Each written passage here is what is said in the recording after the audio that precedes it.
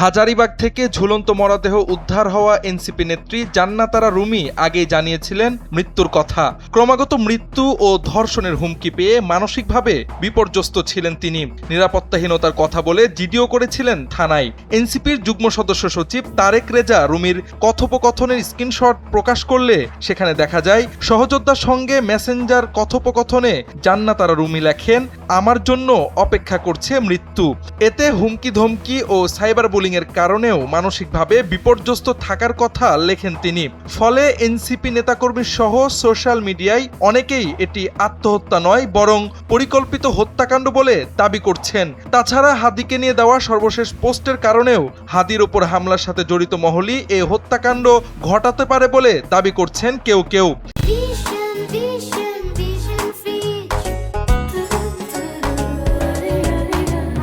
গেল ১৩ নভেম্বর ধানমন্ডি ৩২-এ জয় বাংলা স্লোগান দেওয়ায় আওয়ামী লীগের নারী সমর্থককে পিটিয়ে পুলিশের হাতে তুলে দেওয়ার ঘটনায় আলোচনায় আসেন তিনি।